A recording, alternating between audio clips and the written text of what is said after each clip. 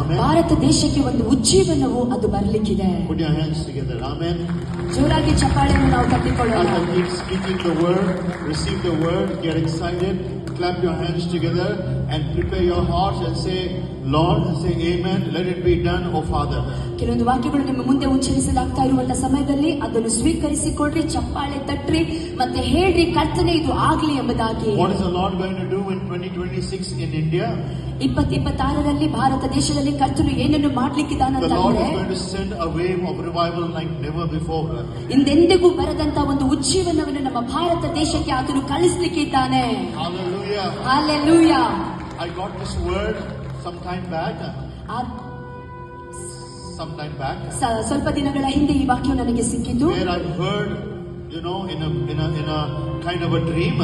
ಒಂದು ಕನಸಿನ ಮುಖಾಂತರ ನಾನು ಕೇಳಿಸಿಕೊಳ್ಳಲ್ಪಟ್ಟೆ. The church today, ಇವತ್ತಿನ ಸಭೆ, and all of you who are in the church, ಸಭೆಯಲ್ಲಿರುವವರು ನೀವೆಲ್ಲರೂ ಸಹ pray for revival. ಎಲ್ಲರೂ ಉಜ್ಜೀವನಕ್ಕಾಗಿ ನೀವು ಪ್ರಾರ್ಥನೆ ಮಾಡ್ರಿ. Amen.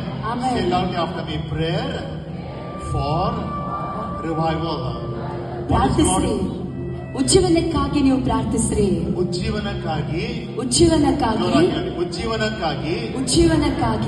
ಪ್ರಾರ್ಥಿಸಿರಿ. All of you are going to see and experience revival personally.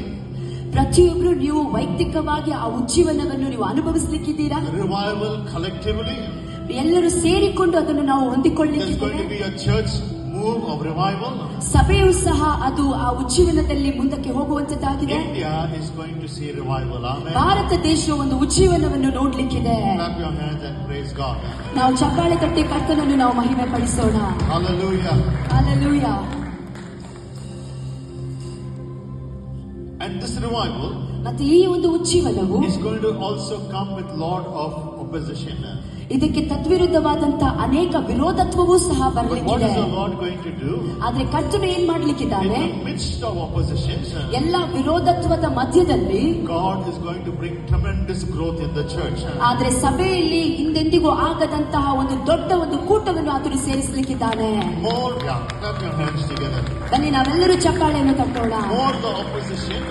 ಬಹಳಷ್ಟು ವಿರೋಧತ್ವದ ಮಧ್ಯದಲ್ಲಿ more will be the growth of the church. ಬಹಳಷ್ಟು ಒಂದು ಬೆಳವಣಿಗೆ ಸಭೆಯಲ್ಲಿ ಇರುತ್ತದೆ. India is going to see tremendous growth of souls and the salvation of souls. ಭಾರತದಲ್ಲಿ ಅನೇಕ ಆತ್ಮಗಳು ರಕ್ಷಣೆ ಹೊಂದುವಂತದ್ದು, ಅನೇಕ ಆತ್ಮಗಳು ತುಂಬಿಸಲ್ಪಡುವಂತದ್ದನ್ನು ನಾವು ನೋಡುವವರಾಗಿದ್ದೇವೆ. All of you will be part of the move of God in the last days. ಈ ಕೊನೆಯ ದಿನಮಾನಗಳಲ್ಲಿ ನಾವೆಲ್ಲರೂ ಅದಕ್ಕೆ ಭಾಗಿಗಳಾಗಿದ್ದೇವೆ. All of you are going to be part of the revival that God is going to bring. ಕರ್ತನು ತರುವಂತಹ ಉಜ್ಜೀವನದಲ್ಲಿ ನಾವೆಲ್ಲರೂ ಸಹ ಅದರಲ್ಲಿ ಭಾಗಿಗಳಾಗಿದ್ದೇವೆ. How many of you are ready and saying, Lord, send revival? ಎಷ್ಟು ಜನರು ನೀವು ಹೇಳ್ತೀರಾ, ಹೌದು ಸ್ವಾಮಿ ಉಜ್ಜೀವನವನ್ನು ನೀನು ಕಳಿಸು ಎಂಬುದಾಗಿ. There's a song that says, Lord, send revival, start with me. ಅಲ್ಲಿ ಒಂದು ರಾಗ ಈ ರೀತಿ ಹೇಳ್ತದೆ, ಉಜ್ಜೀವನವನ್ನು ಕಳಿಸು ಸ್ವಾಮಿ, ಅದು ನನ್ನಿಂದ ಪ್ರಾರಂಭವಾಗಲಿ. Oh God, send revival, start with me. ಉಜ್ಜೀವನವನ್ನು ಕಳಿಸು ಸ್ವಾಮಿ, ಆದ್ರೆ ನನ್ನಿಂದ ಅದು ಪ್ರಾರಂಭವಾಗಲಿ. 2026ರಲ್ಲಿ ನಾವು ಪ್ರವೇಶಿಸುವಾಗ ಕಳೆದ ವರ್ಷ 2025 ಯಾವ ರೀತಿ ಇತ್ತು ಗೊತ್ತಿಲ್ಲ. ಆದ್ರೆ ಬರುವಂತ ವರ್ಷದಲ್ಲಿ ನೀವು ಒಂದು ಸಹಭಾಗಿಗಳಾಗಿದ್ದೀರಾ ಉಜ್ಜೀವನದಲ್ಲಿ. ನಿಮ್ಮ ಜೀವಿತದಲ್ಲಿ ನೀವು ಸೋತು ಹೋಗಿರಬಹುದು, ನಿಜ. ಇದುವರೆಗೆ ಯಾವ ಸಭೆಯಲ್ಲಿ ಯಾವ ಕೆಲಸ ಕಾರ್ಯಗಳಲ್ಲಿ ನೀವು ಭಾಗಿಗಳಾಗದೇ ಇರಬಹುದು. ಆದ್ರೆ ಇವತ್ತು ರಾತ್ರಿ ನಾವು ಪ್ರಾರ್ಥಿಸೋಣ. As the church we can pray. ಸಭೆಯಾಗಿ ನಾವು ಪ್ರಾರ್ಥಿಸಿಕೊಳ್ಳೋಣ. Say, Lord, send revival. Start with me. Begin with me, Lord. Begin with my home. Begin with my family. Begin with my children. Begin with our church in 2026, oh God. ನಾವು ಹೇಳೋಣ, ಸ್ವಾಮಿ ಉಜ್ಜೀವನವನ್ನು ಕಳಿಸು, ನನ್ನಿಂದ, ನನ್ನ ಕುಟುಂಬದಿಂದ, ನನ್ನ ಸಭೆಯಿಂದ ಸ್ವಾಮಿ ಕರ್ತನೆ ಆ ಉಜ್ಜೀವನವನ್ನು ನೀನು ಪ್ರಾರಂಭ ಮಾಡು ಎಂಬುದಾಗಿ ನಾವು ಪ್ರಾರ್ಥನೆ ಮಾಡಿಕೊಳ್ಳೋಣ. ಕರ್ತನೆ ಆ ಉಜ್ಜೀವನವನ್ನು ಕಳಿಸು. ಆ ಉಜ್ಜೀವನಕ್ಕಾಗಿ ಕರ್ತನೆ ಸಭೆಯಾಗಿ ನಾವು ಪ್ರಾರ್ಥನೆ ಮಾಡ್ತೇವೆ. 2025ವರೆಗೆ ಆದಂತ ಸಂಗತಿಗಳಲ್ಲಿ ನಾವು ತೃಪ್ತರಾಗಲಿಲ್ಲ ಸ್ವಾಮಿ. 2026ರಲ್ಲಿ ನಾವು ಪ್ರವೇಶಿಸುವಾಗ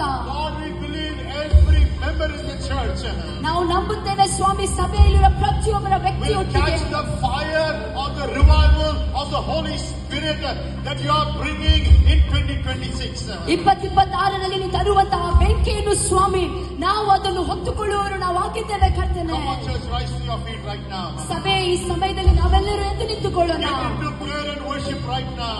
ಈ ಸಮಯದಲ್ಲಿ ಆರಾಧನೆಯಲ್ಲಿ ನಾವೆಲ್ಲರೂ ಸಿದ್ಧರಾಗೋಣ. Come on, everyone. ಪ್ರತಿಯೊಬ್ಬರು Pray. ಪ್ರಾರ್ಥಿಸ್ರಿ.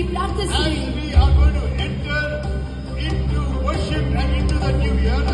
ಹೊಸ ವರ್ಷದಲ್ಲಿ ಆರಾಧನೆ ಮೂಲಕ ನಾವು ಪ್ರವೇಶಿಸುವಾಗ